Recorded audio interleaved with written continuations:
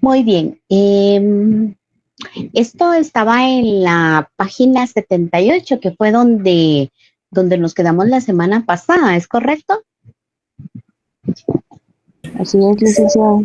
Muy bien. Entonces, continuamos con lo mismo. Eh, Entiendo que decían las características.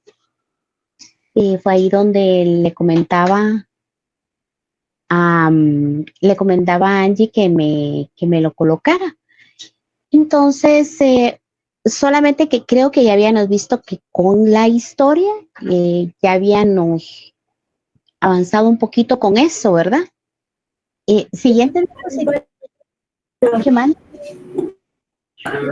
Solo para comentarle, licenciada, que esa era una de las características que tenía el derecho agrario Ajá, pero ya la habíamos visto, Angie. de la historia. Ah, ok, se la paso. Sí, por favor, si fuera tan amable. La siguiente. Democrático, creo que también, eso ya lo habíamos visto. Tutelar del campesino, no. Ese tutelar del trabajador campesino, no. Creo que ahí nos vamos a ubicar. Bueno, dentro de las características que ya habíamos visto, si lo que podemos hacer es que voy a iniciar desde... Me tiene las diapositivas, Angie. Podemos regresar creo que son 2 diapositivas anteriores para ir relacionando, ¿verdad? Lo vamos a hacer con ese objetivo. Las características con la historia en el derecho agrario, como el derecho del trabajo, son ramas jurídicas de moderna creación. Es decir, que estas ramas o estas características no son muy antiguas, sino que han sido creadas conforme las necesidades que se vayan presentando. Entonces, en el derecho agrario necesitamos plantear, híjole, creo que se le fue la imagen, Angie. Gracias.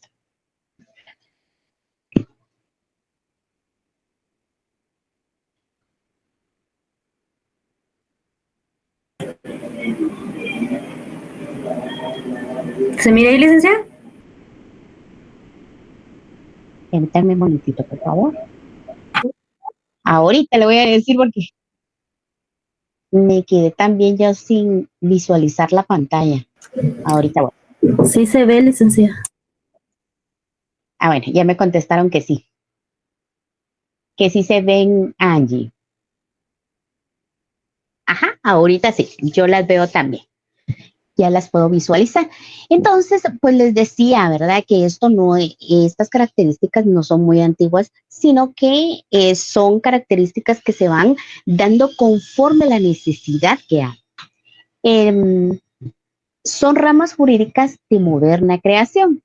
Constituyen lo que doctrinariamente se conoce como derecho social.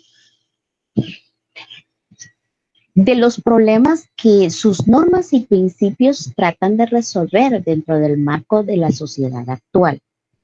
Nos vamos a referir específicamente en el derecho agrario, es de naturaleza pública y autónoma, realista. Sitúa y examina al hombre dentro de un marco de la realidad social y pretende resolver los problemas que surgen de la actividad agropecuaria con discernimientos ciertos y verdaderos. Esto es lo realista, pero también vamos a ir a ver el objetivo.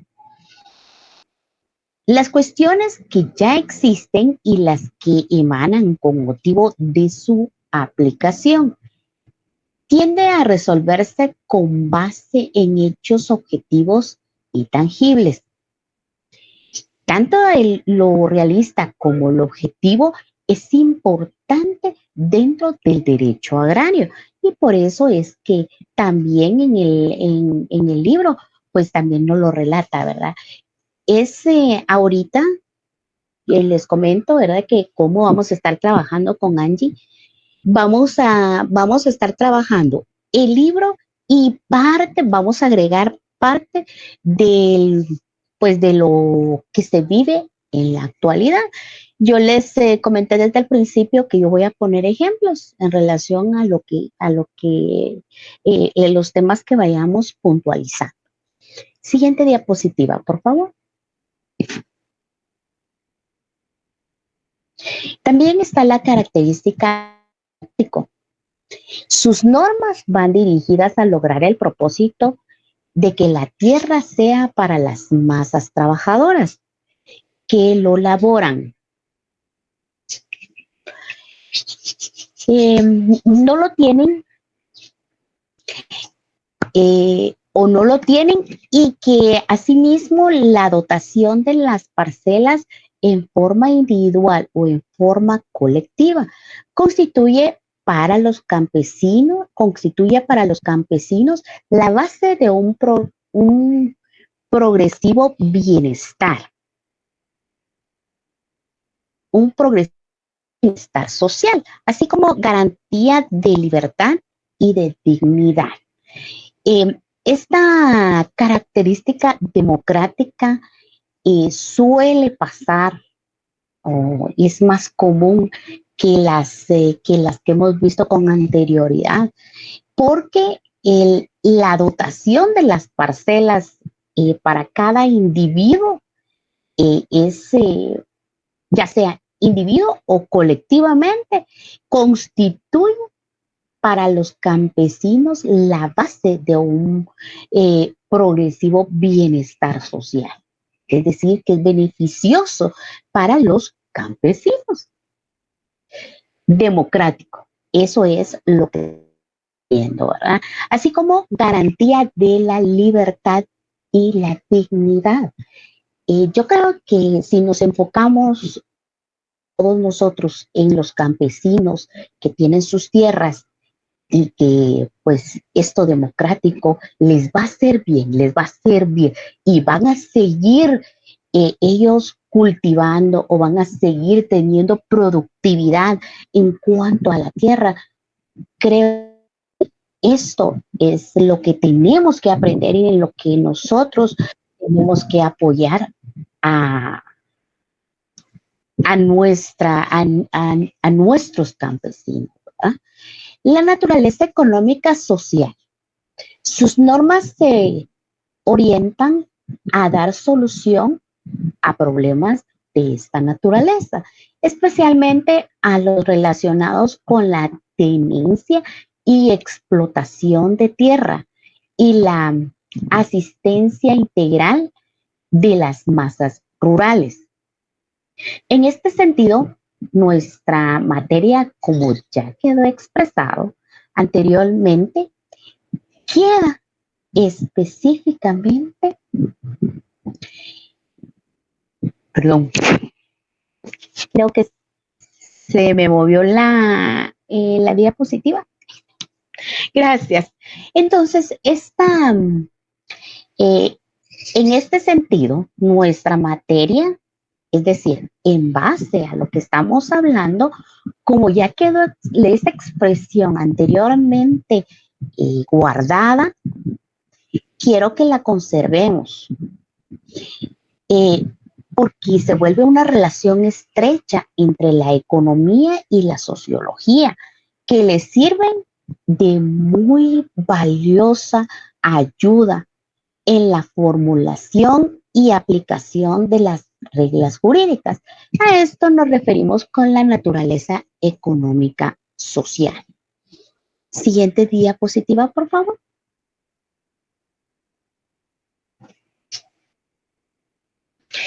Bueno, tutelar del trabajador campesino. Inspirado modernamente en amplios principios de justicia social en derecho agrario.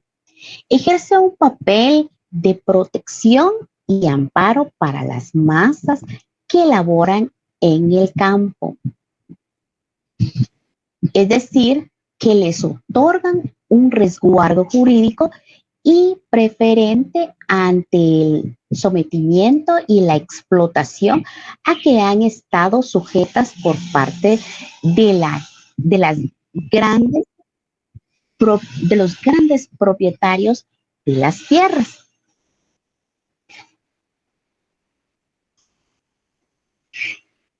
A eso se refiere la tutelar del trabajador campesino.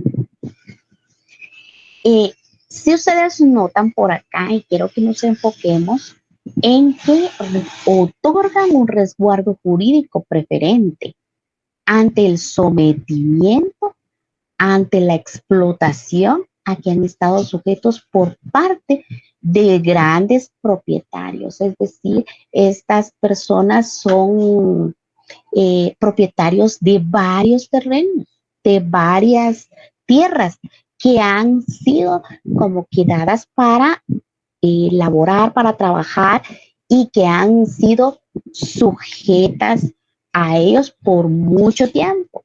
Entonces, ¿qué quiero decir con esto? Que pues el trabajador ha sido explotado, que el trabajador ha sido sometido, pero que si no fuera por la tierra, no vería el trabajador campesino el fruto o el producto que se da o el cultivo que se da de cada una de estas tierras. La siguiente diapositiva, que es el cuerpo de garantías, que también es otra característica para el trabajador campesino, que tiene carácter irrenunciable para él y su formulación. No excluye a otros, aunque no figuren expresamente en la legislación. Son patrimonio de las personas humanas, cuerpos de garantías. A eso nos estamos refiriendo, compañeros. Yo sé que esto es un poquito como que difícil de entender, pero sí quería comentárselos para que pues lo dialoguemos y si tenemos algún tipo de duda, lo compartamos o alguna experiencia. Yo en otras ocasiones les he comentado, ¿verdad? Que siempre pues estamos pendientes de contestar las preguntas que pues ustedes tendrán para hacer. Siguiente diapositiva, por favor. Bueno, creo que los principios, miren, estos principios no son muy difíciles de entender. Los principios informadores del derecho agrario. Número uno, bueno, estos sí tenemos que tener en cuenta que son principios bases, ¿verdad? Estos principios que estamos viendo en este momento, creo que este va a ser el tema de clase del día de hoy, los principios informadores del derecho agrario. Principios informadores del derecho agrario. Ese es el tema del día de hoy. Bueno, entonces vamos a ver cada uno de ellos. Los vamos a poner en incisos. El inciso A, la propiedad de la tierra como función social. Inciso B, limitación de la propiedad agraria. Inciso C, se condenan a los miembros como a los latifundios. D, en la mayor parte de las leyes agrarias de América Latina se recomienda la realización de las reformas agrarias. Bueno, esos son los principios. Angie, disculpe, solo una preguntita. ¿Estos principios también están en nuestro cronograma o en nuestro programa?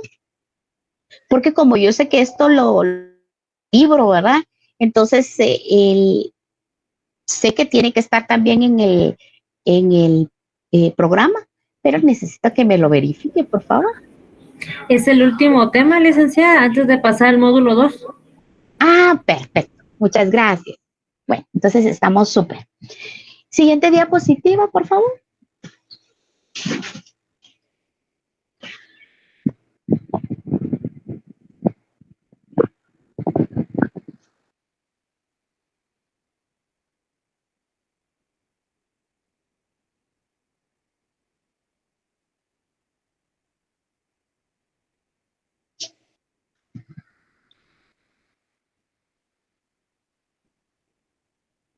Siguiente, por favor. Gracias. Bueno, vimos en el inciso A la organización de las tierras. Ay, no, eso no es. Si fuera tan amable, creo que no dimos ninguna explicación de esos principios.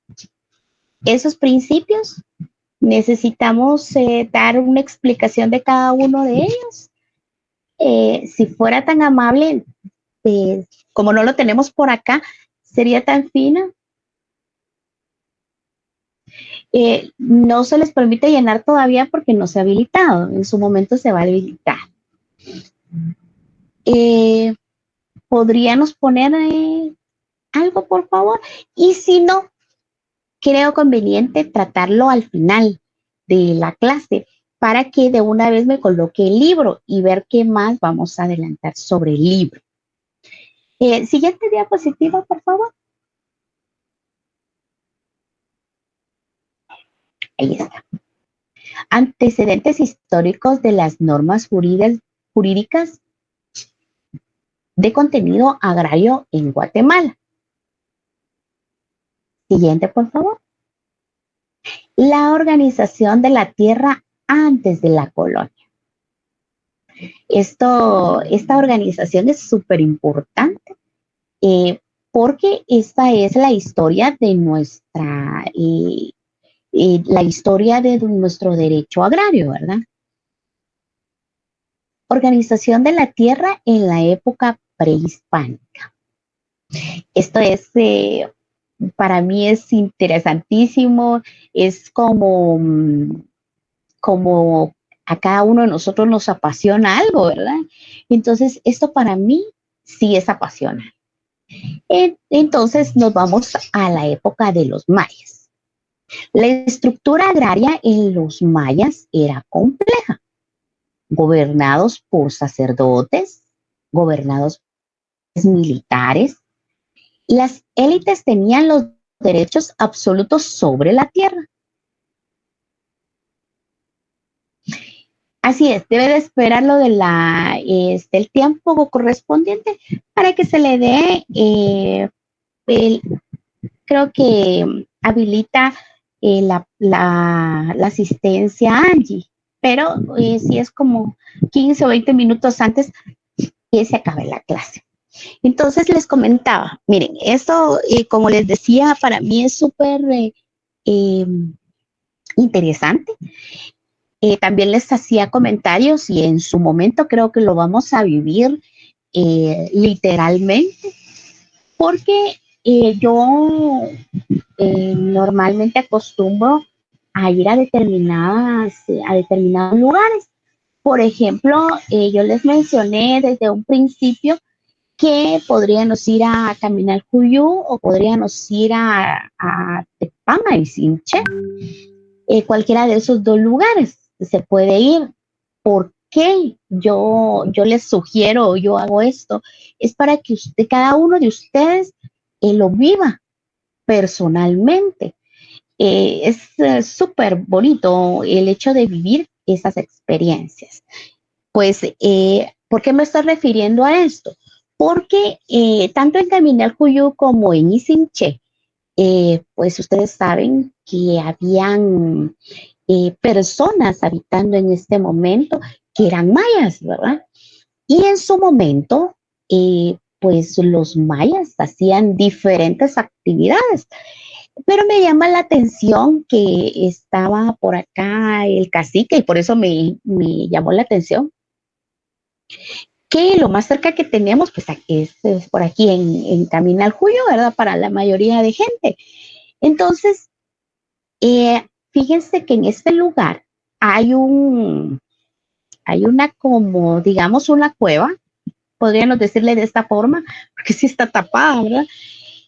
Encontraron en Camino al Julio el lugar donde el cacique que estaba a cargo de esas personas o de todos los mayas que en ese lugar habitaban en aquella época, encontraron dónde estaba la cama, dónde, cómo fue hecha la cama, cómo fue hecha tal vez un sillón de piedra, porque así se mira. De hecho, pues allí en ese lugar y allí está esa cama donde él dormía, estaba ese sillón donde él descansaba y pues se encuentran varias cosas que eran dedicadas para el cacique, que en ese momento era como la más alta autoridad que se daba.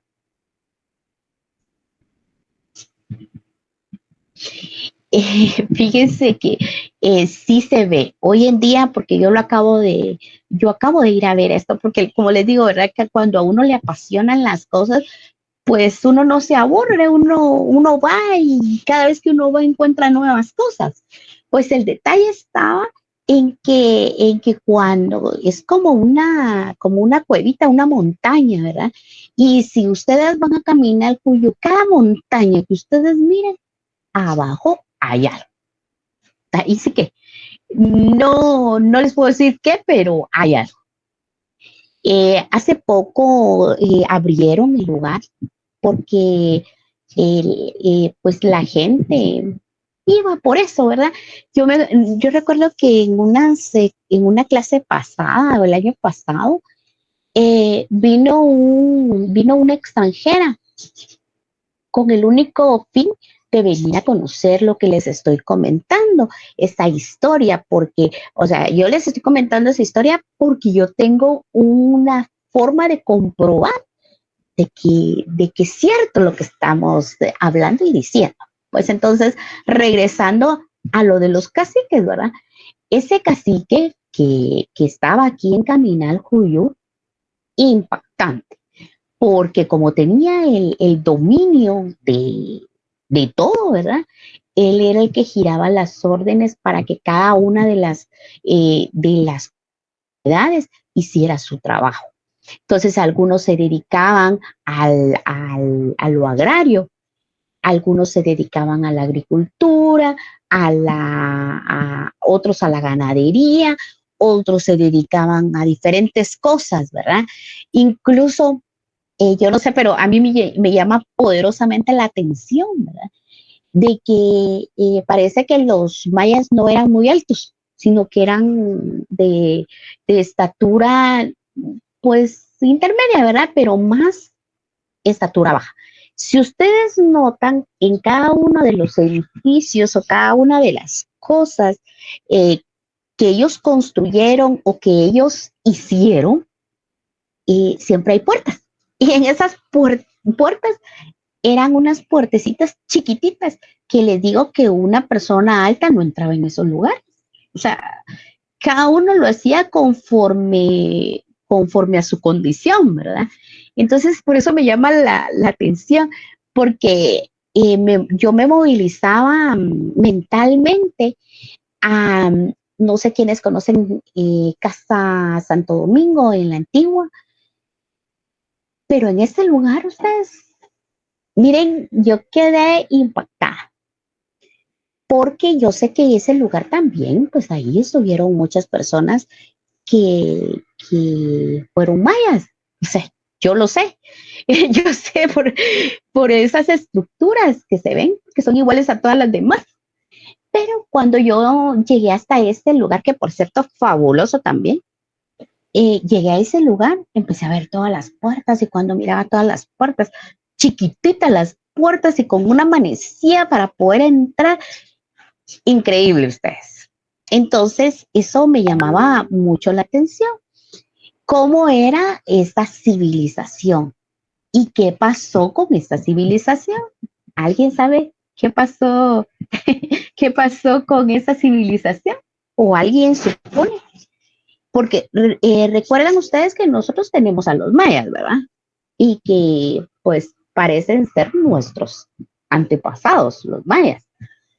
Pero, ¿qué se hicieron los mayas? ¿Alguien sabe? Jacqueline, cuénteme.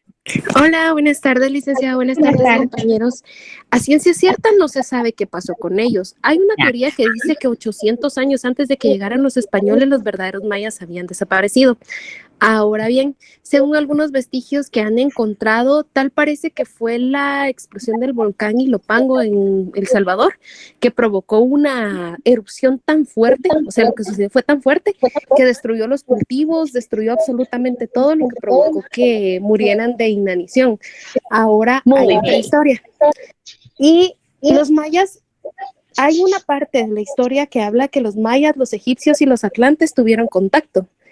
Entonces, cuando la Atlántida empezó a hundirse, ellos viajaron, o sea, se dispersaron, los que se pudieron salvar se fueron a Egipto y otros parece que llegaron a América. Y hay una parte de tuve ese documento en mis manos, voy a ver si lo puedo volver a encontrar, donde ellos dicen que era el año 12.012 antes de Cristo. Y cuentan la historia de cómo la Atlántida empieza a hundirse y cómo ellos llegan a Guatemala, por decirlo de esta forma, tal cual lo conocemos hoy. Pero ellos también desaparecen de esa forma misteriosa. Unos dicen que fue porque el volcán Ilopango, otros por el vestigio de, creo que si no estoy mal, es mercurio el que está surgiendo ahí en Petén, que envenenó todas las aguas. Son tantas las teorías que lo único que no me atrevería a decir es que una cultura tan extensa como los mayas tiene algo que no hemos encontrado. Y eso es algo que tal vez ha llamado mucho la atención de los antropólogos y de los arqueólogos hasta nuestros días. Muchísimas gracias. Sí, muy bueno. La verdad es que yo más que todo me inclino con la teoría de que fueron enterrados por un volcán. O sea, eso es mi humilde opinión, aunque eso no esté escrito. Sí hay muchas teorías como lo dijo mi alumna, que ya no sé qué, ya olvidé su nombre. Entonces, yo me inclino más por eso. ¿Por qué les digo esto? Porque cuando en algún momento, pues, vamos a ir a estos lugares, en estos lugares, pues, han encontrado muchas cosas debajo de la tierra. Entonces, ¿cómo puede ser? O sea, solo si alguien lo enterró, pues obviamente lo vamos a encontrar debajo de la tierra, ¿o no es así? Entonces, yo me inclinaría más. Me dejó tirada toda mi historia maya en pocos minutos hoy. Es mi humilde opinión, ¿verdad? Porque es que como uno viene y se tiene que enfocar en las cosas que pasaron, porque en realidad no hay nada en la historia que me diga, mire, fue el volcán y sí, fue el volcán Ilopango el que los enterró. No existe, pero yo me inclino a eso por la forma en la cual hemos encontrado muchas cosas, hemos encontrado muchas personas, muchas momias, muchas, ¿qué? Muchos monjes, sacerdotes y todo lo que hacían, ¿verdad? Y cómo los embalsamaban, eso es importante también que lo veamos. Y en Caminalcuyú, fíjense que uno va a Caminalcuyú y mira todo eso lleno de grama. pero de repente mira usted que hay como volcancitos y en esos volcancitos o montañitas, en esas montañitas, debajo de esas montañitas hay muchas cosas antiguas, y cosas antiguas que uno se queda sorprendido. Entonces, a tal extremo de que ustedes saben que Caminar Juyú no solamente es eso que está ahí en ese lugar, específicamente a donde vamos, sino que eso se agranda, eso es tan gigante ustedes, porque tengo entendido que ya lo declararon, por lo menos hasta donde están los arcos ahí en zona 13, al principio en la Avenida de las Américas. Hasta ahí llega Caminar Juyú. ¿Qué quiere decir esto? Quiere decir que toda la civilización en aquella época llegaba o abarcaba hasta esos lugares. Digamos hasta ahí en zona 13, ¿verdad? Pero alrededor es un círculo que está alrededor y que se llama Caminar Juyú. Dicen, según los mayas, y ahí hay un mapa específico, ¿verdad? Que era como una serpiente. Y esa serpiente es grande, es gigante y abarca varios lugares. ¿Y eso qué significa también, amigos? ¿Eso qué significa ahí, compañeros?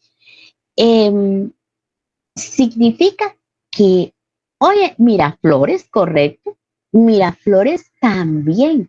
¿Por qué? ¿Por qué les digo yo esto? Porque en el momento en que uno va a estos lugares y recibe una explicación para enterarse de las cosas tan, pues que cosas que no le ponemos mucha importancia, pero que la tiene. Imagínense, pues a mí me interesó bastante porque pues yo vivía por ahí, ¿verdad? Y ¿saben qué fue lo más impactante? Que conocí a personas que también vivían en los alrededores y tuvieron que dejar sus casas. ¿Por qué? Porque en el momento, ustedes conocen Camino al Cuyo. En Camino al Cuyo está la calle, ¿verdad? Pero enfrente de Camino al Cuyo, donde no está tapado y donde hay una colonia, unos amigos quisieron empezar a construir. ¿Cuál fue la sorpresa? Que cuando empezaron a construir, encontraron vasijas, encontraron estos gatitos, ¿cómo es que se llaman esos gatos? Jade, pues obviamente en gatos, ¿verdad? Y pues obviamente cuando encontraron todas estas cosas o todas estas reliquias, ya no dieron permiso para que siguieran construyendo y fue declarado propiedad. ¿Por qué fue declarado propiedad del Estado? Por el simple hecho de haber encontrado piezas antiguas. Por eso. Entonces, ¿qué tuvieron que hacer ellos? Dejar eso e irse a buscar otra cosa. Entonces, fíjense que ahí dicen, ¿verdad? Yo no sé, pero dicen que en varios lugares, por ejemplo, ahí en Tikal Futura o en Miraflores, cuando estaban construyendo, encontraron varias cosas. Pues eso es lo que dicen, ¿verdad? Y estaban obligados a cancelar esas grandes construcciones. Sin embargo, yo no sé qué convenios hicieron. Pues ya ahí es cuestión de que ellos hicieron convenios y por eso es que aparece el museo. Entiendo yo, ¿verdad? Que casi tendría que ser, ¿verdad? Yo no quiero imaginar ninguna otra cosa. Sí que manda Amalia.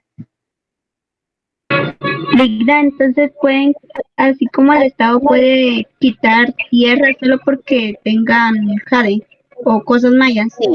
Sí. Eso es legal. Eso es legal. Por eso es que cuando alguien que vive, por ejemplo, zona 11, zona 7, ¿cuál es la otra que está alrededor? zona 3. Todos esos lugares tienen que ir a pedir autorización a la municipalidad. Y en la municipalidad creó un lugar específico, creó un lugar específico para ir a solicitar que POT creo que se llama.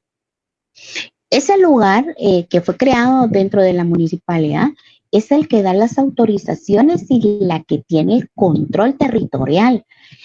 Y por eso es que lo hacen, ¿verdad? Fíjense que hay mucha gente que ha construido y mejor ni dice nada con tal de que no le quiten sus lugares, ¿verdad? Yo, pues aquí dando clases también, ¿verdad? Pues me comentaba uno de mis alumnos, no de esta sección, sino que de otra, me comentaba que pues él tenía en zona 3 un terreno y él quería construir un edificio. Cuando se dio cuenta, encontró o sea, no él, ¿verdad? Sino que los que estaban construyendo, encontraron, dice que como costales llenos de oro, de fichas de oro, ¿verdad? Y me dice, me llamó, ¿verdad? Me dice licenciada, me dice, ¿qué hago? Ay, Dios mío, uno se puede volver millonario con eso. Yo, mire, yo creo que lo más adecuado, porque no es justo o no es tal vez bueno que uno se quede con eso. Pero si estaba en mi terreno, me dice, sí, está en su terreno, pero eso es del Estado, es patrimonio del Estado. Y no es que yo lo diga, sino que si a usted lo descubren que no dijo nada, eso es penado, es legalmente, lleva un caso penal. Entonces, al patrimonio del Estado. Mire, estaba asustado y no quería como que entrar en razón, ¿verdad? Entonces, ¿y yo qué puedo hacer? Dije, bueno, mire, yo simplemente cumplo con darle mi opinión, pero esto no significa que yo le esté imponiendo, ¿verdad? Eso no significa que yo le esté imponiendo que usted tiene que hacer las cosas, porque al final el responsable es usted, porque las escrituras de su propiedad están a su nombre. Entonces, usted decide. Ay, ustedes, mire, al final, pues requirieron mi humilde opinión y yo la di, pero de que han hecho algo en relación a eso, ni me pregunte ustedes, porque no sé. La situación es que se han encontrado vasijas. Recuerdo que también me comentaron que se encontró un monolito. Imagínense aquí en plena ciudad encontrarse un monolito. ¿Qué manda? Buenas tardes, licenciada, compañeros. Pues yo casi no comento mucho en clase, pero este tema es bastante bonito. A mí me gusta mucho este tema, porque precisamente yo vivo en Izabal, actualmente vivo en Izabal por motivos laborales, ¿verdad?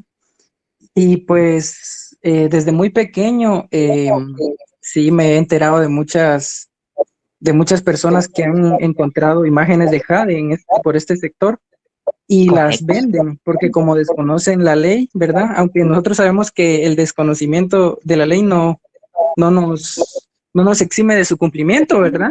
Pero pues quizá ellos por su desconocimiento las venden, porque fíjese que pues yo tengo la oportunidad de que mi papá trabaja en la empresa minera. No sé si ustedes han escuchado una empresa minera de Izabal, pues ahí trabaja él, ¿verdad? Y él es muy conocido. Entonces, los comunitarios que siempre encuentran cosas así de jade y siempre le llegan a ofrecer a él, ¿verdad? Y él, pues, les dice, no las vendan porque eso es un delito y así, ¿verdad? Pero sí, siempre que encuentran algo, llegan a la casa y todo, ¿va? Entonces, por eso me he enterado. Una vez llegó un señor con una imagen como de un dios maya, pero bien bonita la imagen de jade. Y viera que era como de tal vez unos 40 centímetros de así grande, ¿verdad? De largo. Era bien bonito. Ajá. Y mi papá estuvo a punto de comprarla, pero dijo, no, mejor no, mejor, ¿sabes qué? Mejor anda a entregar a algún museo o algo, le dijo a esa persona. Y al final sí saber qué pasó. Ahora otra situación, también un poco curiosa. En el área de Mariscos y Zabal, em, hay en el fondo del lago a veces han encontrado monedas de oro de España y también botellas de vino de hace muchísimos años, porque según Sí, cuentan la historia de por acá, ahí se hundió uno de los barcos que vino durante la conquista española. Entonces sí, sería muy interesante seguir viendo estos temas, pero sí es muy bonito, la verdad, licenciada. Y pues eso quería compartir nomás. Cristian, fabuloso. Vieran que yo he escuchado a muchas personas, ¿verdad? Incluso tengo una historia que me contó también un alumno de hagan película en Netflix, sería emocionante usted. Pero me contó esta persona que en Izabal hay muchos lugares donde hay excavaciones, pero no de personas que conocen, sino que personas que se dedican a encontrar como tesoros, ¿verdad? Entonces me comentaba este muchacho que de noche es cuando ellos hacen todo ese recorrido y en alguna oportunidad llegó y dice que pues de tanto que habían excavado, ¿verdad? Que tanto que habían quitado la tierra, que llegaron hacia unas tumbas, pero no eran cualquier tumba, ¿verdad? Sino que se veía que la tumba que estaba ahí era de la época antigua y que no era una persona tampoco que era cualquier persona. Entonces vinieron y entre todos dice que destaparon la tumba. Y sí, efectivamente, era una momia. Era una momia que así, literalmente, estaba como momia. Cuando destaparon esta tumba, dice que fue algo terrible, porque como también pues en aquella época habían como que conjuros o habían personas que las enterraban por ser juzgados y les quitaban la lengua, o sea, cosas así, ¿verdad? Entonces en esa oportunidad dice que cuando abrieron la tumba, y se despegó un polvo, habían murciélagos, que de hecho, pues en todas las cuevas hay murciélagos, ¿verdad? Pero cuando, en el momento exacto que ellos abrieron, pues se levantó toda esta situación, ¿verdad? Eh, Tengo entendido que es como una maldición. Entonces, esas maldiciones se guardan junto con las momias y junto con los ataúdes y por eso se entierran. En aquella época así era. Y ahora resulta que pues cada una de las personas que estaba ahí ha estado fallecida. Entonces, porque eso no es mucho, ¿verdad? Sino que eso es hace poquito. Entonces, mire, sí sigue siendo emocionante, pero se arriesgan demasiado porque no saben qué tipo de personas van a encontrar en ese lugar. Y no saben que si fue brujo, si fue sacerdote, si fue violador, qué sé yo, ¿verdad? Lo que sí sé es que sí encontraron a una momia que la lengua la tenía cortada. Eso sí sé yo que encontraron en ese lugar. Aparte de eso, también encontraron a un gato de jade. Y ese gato de jade, pues lo metieron en su mochilita, ¿verdad? Y lo fueron a vender. Y lo andaban vendiéndole a quien se lo comprara. Se lo compraron, pues. ¿Y por cuánto lo fueron a vender?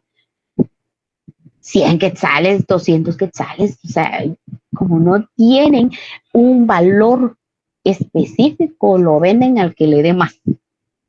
Entonces lo fueron a vender. Vino el señor y lo puso en su casa. Y si me encuentro, ¿qué es la? Si se encuentran algo en su propiedad, si hacen un agujero y en ese agujero encuentran vasijas, es del Estado, no es suya, no es suya, pero sin embargo, estas personas vienen y las van a vender. Entonces, el detalle está en que la fue a vender.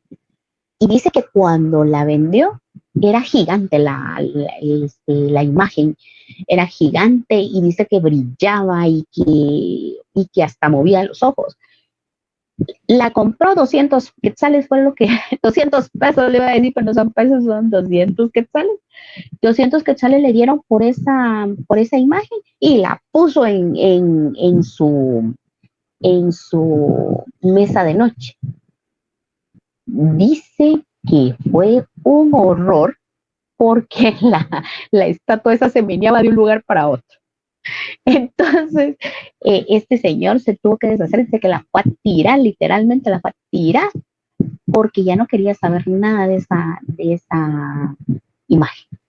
Pero imagínense, la fue a tirar en lugar de irla a dejar a un lugar donde le van a dar el uso adecuado, la van a exhibir, porque allí en Caminal Cuyú hay muchas vasijas que se encontraron, hay muchas caritas como que eran monedas en esa época. Incluso ustedes, y no me van a dejar de decir que qué bonito, porque fíjense que hay un lugar ahí mismo en Caminal Cuyú, hay un lugar donde se sube una montañita y en esta montañita podemos ver 3 volcanes. Digamos, ¿verdad? Que son 3 volcanes. Yo me quedé, eso no lo sabía, en serio que eso yo no lo sabía, porque, mire, uno no lo sabe todo. En el camino va aprendiendo cosas. Por ejemplo, puede ser que yo no sepa algo de lo que estamos hablando, y pues obviamente cuando uno, buenísimo, ¿verdad? Yo ya me enteré y ahorita se los voy a comentar. Yacira levantó la mano.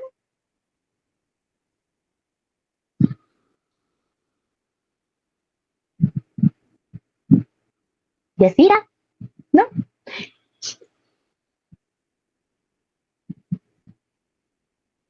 Yacira todavía quiere hablar, y si no, alguien más que haya levantado la mano y que no me di cuenta. Cristian Rafael. Bueno, Cristian creo que ya me habló, pero si todavía necesita la palabra. Sí, licenciada, con otra situación un poquito curiosa.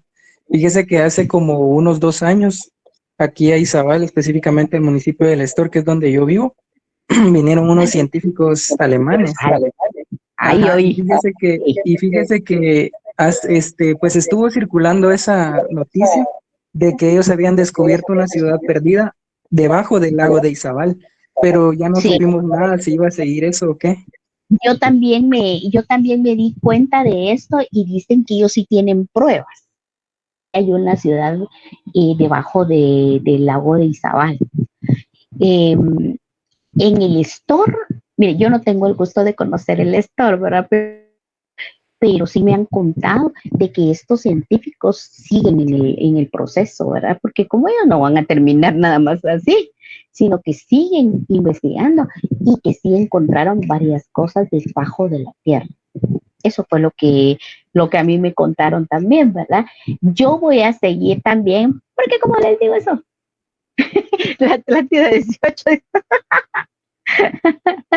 Atlantis, algo así, capaz, ¿verdad? Entonces, lo que yo no, tal vez le digo es que estas personas pues lo vayan a dejar aquí en Guatemala, sino que se lo llevan, se llevan esa información y eso viene en el examen, sí. Sí, porque estamos hablando, ese es el tema, ¿verdad? Entonces, por eso les digo, la clase tiene que ser amena, no quiero que se me vayan a dormir o que vayan a estar interesados en otra cosa o siendo otra cosa, sino que estemos en esto que realmente pues aquí con esto van a venir preguntas del examen, ¿verdad? Si no les cuesta tanto. Bueno, y entonces, también los monolitos. Tengo también de Izabal, pues gracias a Dios he tenido bastantes alumnos de Izabal, así como Cristian. Este alumno me comentó que sí, su papá pues tenía una finca y en esa finca decidieron que iban a hacer unos potreros y empezaron a como que a levantar la tierra, ¿verdad? ¿Cuál fue la sorpresa? Que se encontraron con como 10 monolitos, pero literal originales ustedes, originales. ¿Y por qué les digo originales? Porque me dijo, mira, licenciada, me dijo, ahorita que usted está dando la clase, yo voy a pedir el permiso porque solo se enteró, o sea, dieron ellos el aviso, ¿verdad? Se enteraron de esto y vinieron a circular. Los del Ministerio de Cultura vinieron a cerrar, literalmente. Es decir, encontraron eso, no pueden tocar esa parte, esa porción de tierra. Entonces, por eso es que mucha gente, por ejemplo, alguien que me estaba preguntando que si hacía un pozo, encontraba una vasija, mucha gente se queda callada porque si encuentran vasijas, encuentran más cosas dentro de esa propiedad, vienen y es ya patrimonio del Estado. Entonces me dijo, mire, yo lo voy a estar y como estaba en Izabal, ¿verdad? Entonces y yo lo voy a proyectar directamente y se los voy a proyectar y en clase eh, estaba proyectando cómo es que lo iban a sacar, o sea, sí encontraron, pero solo un pedacito a la vista y lo dejaron así, ya no siguieron como que excavando, ¿verdad? Porque entonces, pues ya hay responsabilidad de cada uno cómo lo hace.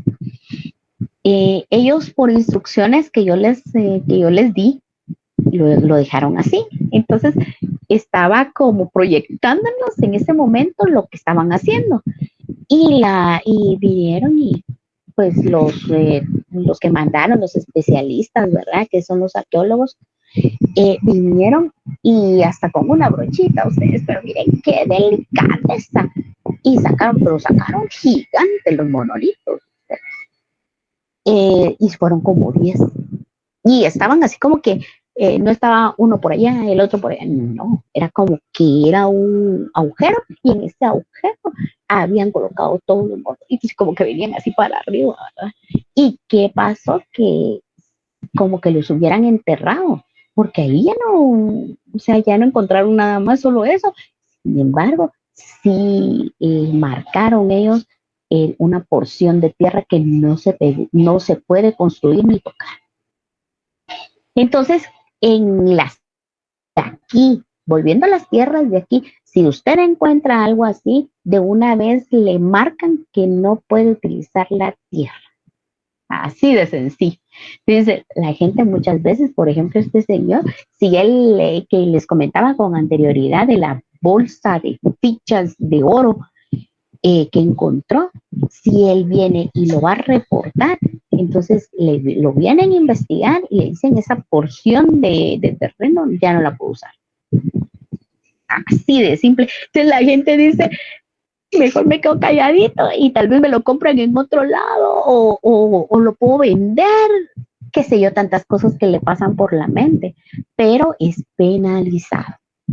Bueno, como ya nos detuvimos un poquito aquí, vamos a seguir avanzando en cuanto a nuestra diapositiva. Las élites tenían los derechos absolutos sobre la tierra. A eso era lo que me estaba refiriendo con... porque me desvié cuando les dije lo de los caciques, ¿verdad? Porque lo de los caciques fue lo que me motivó pues a contarles estos ejemplos e historias y también en escuchar algunos comentarios que ustedes. Creo que no estamos fuera de contexto, sino que estamos dentro de esa clase que ustedes tienen que aprender. Y ya vieron, es bonito. la verdad es que a mí sí me gusta.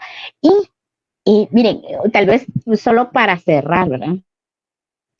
Ustedes saben que en Santo Domingo, ustedes saben que también estaban estuvieron los mayas, ¿verdad? Entonces, estos mayas como que tenían una ciudad ahí, ¿verdad? Porque como eran diferentes, como era tan grande la población, cuando estuvieron ahí en Antigua, encontraron, si vamos a Izabal o a Petén,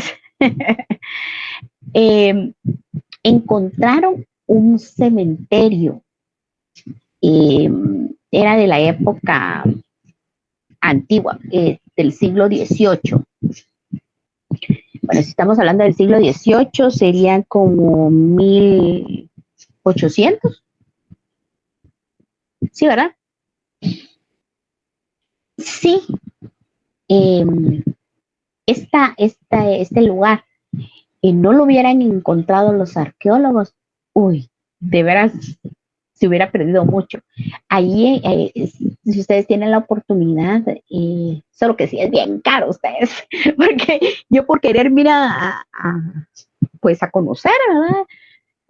Yo les dije a unas personas que venían de Estados Unidos, les digo, miren, los quiero llevar a conocer algo diferente.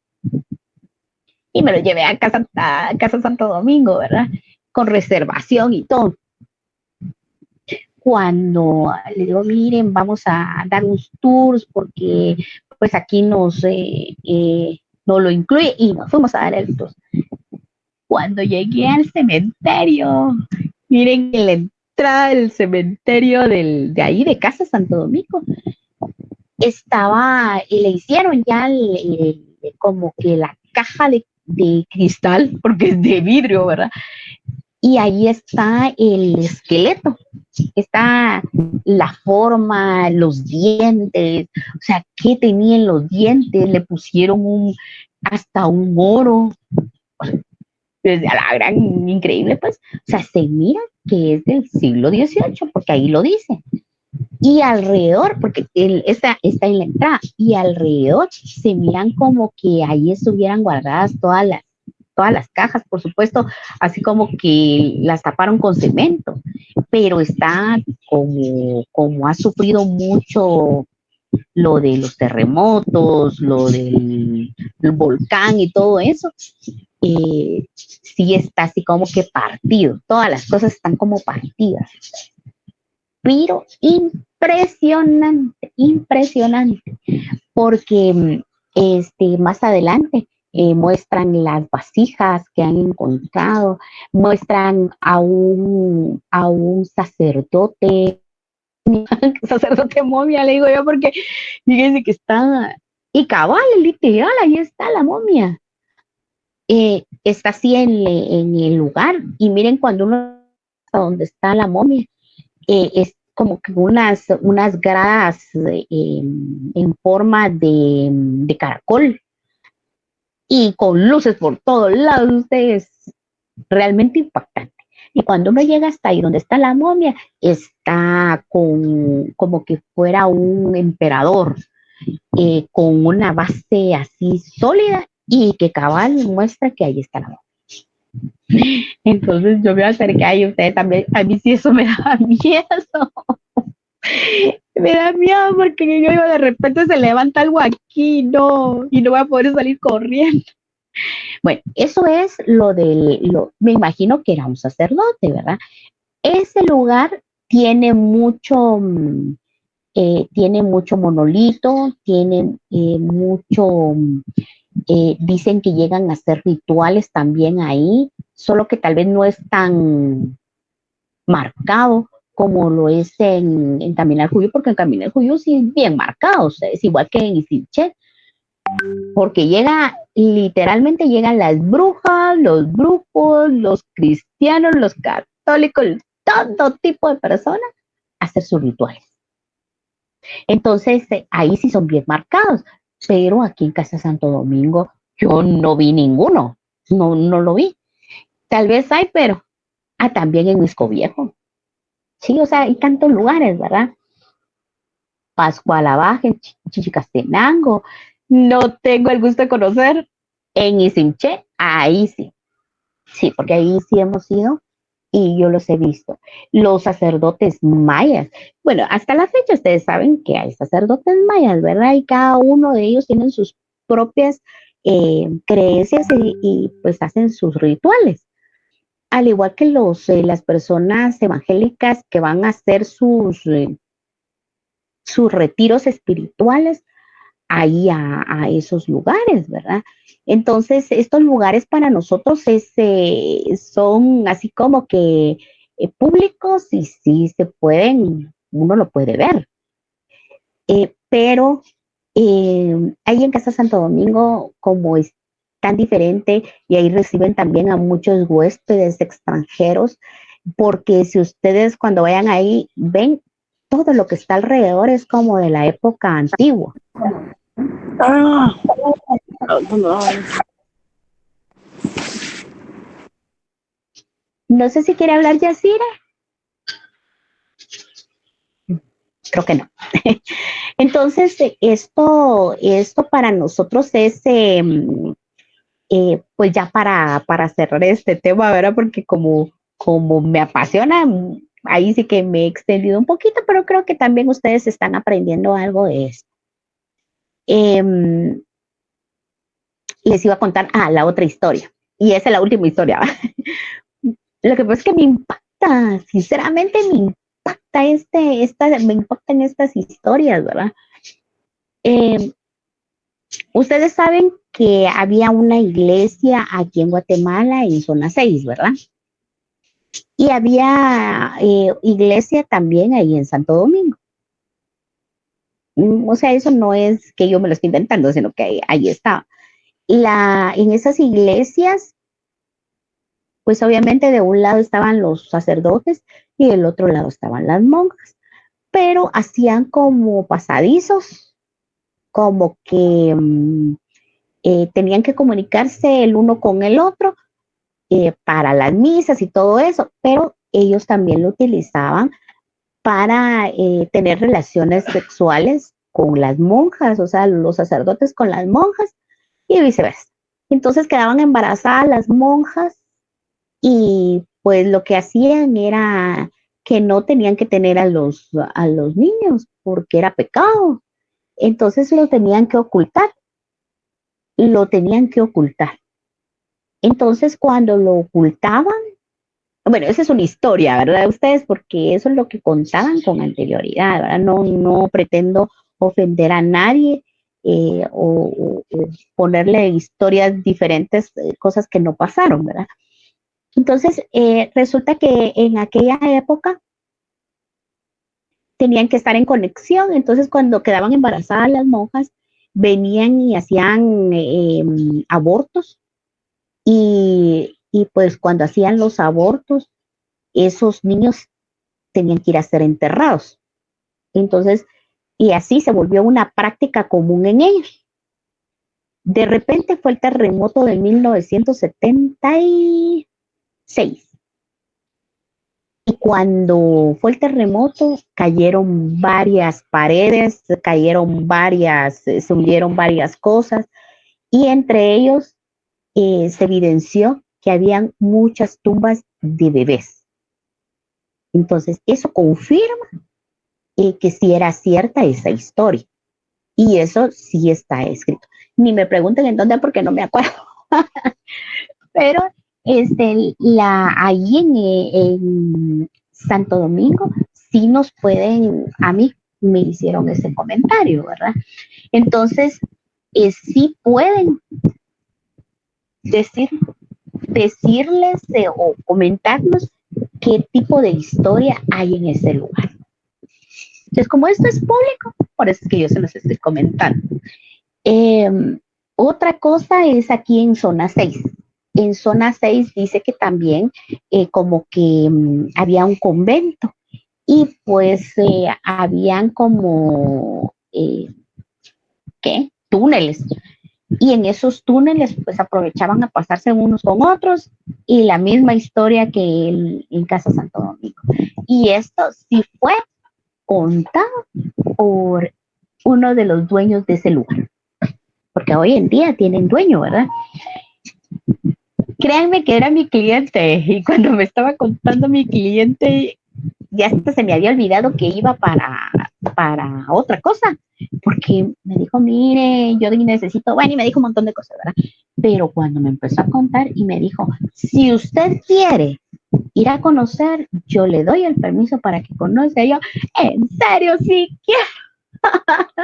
Y sí, y de veras que ni me acordaba, pero si tengo la oportunidad, voy a llamar al señor que es el propietario y que actualmente pues él vive ahí. Dice que sí tienen comunicación con otras propiedades, como que fuera una ciudad eh, como que fuera una ciudad debajo de la tierra, algo así. Entonces, tal vez se van conmigo. Voy a decirle que voy a llevar a todo mi grupo. ¿Somos cuántos? 160, 160 personas que podríamos ir pues a ver, ¿verdad? Es en zona 6. Creo que me dijo que era Santa Luisa y que, y que como tiene, pues él es el dueño, ¿verdad? Él tiene la autoridad y la autorización de darnos. Y le voy a decir que no le voy a cobrar, no le voy a cobrar el trámite que le voy a hacer con tal de que nos dé el permiso de entrar. Yo les estaré comunicando qué es lo que haremos o qué programamos para ir a ese lugar. Ahí sí que bonito, bonito. Bueno, y continuamos entonces. El concepto de propiedad privada era desconocido, solamente conocía el concepto de uso. Bueno, en aquella época el concepto de propiedad privada no existía. O sea, ellos como no habían alcanzado, su mente era diferente y como no había mucha gente, en realidad no como ahora, ¿verdad? Que ahora somos un montón de gente. No sé si estoy mal, pero creo que andamos por 18 millones. Ay, no, creo que estoy mal. Mejor no opino. No sé cuántos somos aquí en Guatemala, pero en la época antigua no. En la época antigua no miraban eso porque ellos tenían propiedades en cantidades y ni siquiera le ponían atención, ¿verdad? Hoy en día es diferente, ustedes. Bueno, y bueno, aprovechando esto que estoy diciendo, ¿verdad? Siempre poniéndoles temas o ejemplos, pues que ustedes vean, ¿verdad? Porque ustedes son estudiantes, ustedes son personas que están aprendiendo y que tienen su propia visión, que tienen su propio análisis. Entonces, si en la época antigua no sé, ni siquiera se le conocía como propiedad privada, era porque no había mucha gente que peleara las tierras. Hoy en día lo tenemos que tener, cada terreno, ¿verdad? Tenemos que tenerlo en el registro de la propiedad con finca, folio y libro. Hay algunas propiedades, por ejemplo, en Petén. Por ejemplo, en Petén, allí no hay finca, folio y libro. Y si las hay, es un 1%, ¿verdad? Todo lo demás son grandes hectáreas que ya tienen en posesión cada una de las personas. Pero resulta que ahorita ha dado como una mala información. ¿Qué manda Jacqueline? ¿Qué manda Jacqueline?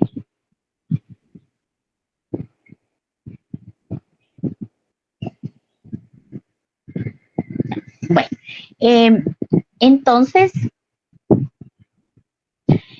fíjense que se ha dado una mala información. Yo la verdad es que no pretendo, como decirles, no pretendo crear problemas. Yo quiero que ustedes analicen, que ustedes vean qué es lo correcto y qué no. Tengo entendido que hay unas personas en Alta Verapaz. Dice que estas personas son de pueblo indígena. Llegaron a una finca que contiene 15 caballerías y pues cuando me estaban contando la historia, yo sí veía la porción de tierra porque ustedes saben que hoy en día se puede ver satelitalmente. Donde ustedes quieran ir, solo se enfocan en el punto y pues ahí lo llevan. Entonces a mí me lo enfocaron desde ese punto de vista. Cuando me dijeron, o sea, me expresaron el problema o me dijeron lo que pretenden pues los campesinos, ¿verdad? Sí me quedé impactada. No voy a mencionar nombres, no voy a mencionar nada de eso, pero sí necesito que ustedes me lo analicen. Dicen los campesinos que a ellos les llegaron a ofrecer, oigan, pues, a ellos les llegaron a ofrecer que si se dirigían o si votaban por cierto partido, cuando estuvieran en el gobierno, la persona dueña del terreno les tiene que dar una porción de tierra. Entonces, los campesinos llegaron con el dueño y le dijeron que de una vez hiciera la repartición, porque pues las personas que se lo ofrecieron iban a ganar. Cuando me comentaron eso, dije, bueno, o sea, no comprendo, pues, porque viendo esto de que cada una de las personas ya tiene su propiedad privada, ya tiene finca, folio y libro, y nadie puede venir a nosotros a engañarnos y principalmente a los campesinos a decirles tales circunstancias. Eso no puede ser. Entonces, quiero que ustedes analicen conmigo. ¿Se puede o no se puede hacer para ustedes?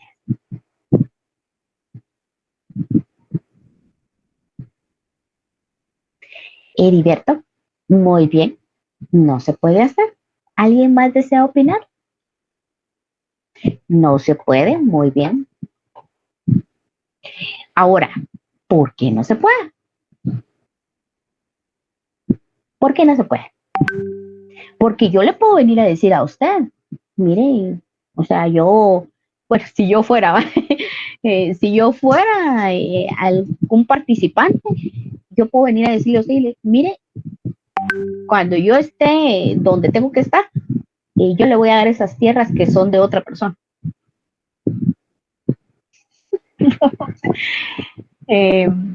Muy bien, no tengo muchas opiniones, pero no se puede. Michelangelo. Gracias, licenciada. Pues para empezar, pienso que es desinformación. Sí. Esos son muchos rumores que se han dado alrededor de esta campaña política en especial. Sin embargo, a través del Fondo de Tierras es posible negociar terrenos de latifundios para grupos campesinos. Eso sí se puede hacer. Correcto. Muy amable. Entonces, yo creería que la respuesta es sí, sí se puede con el apego a la ley de acuerdo con los procedimientos establecidos, ¿verdad? Muy bien.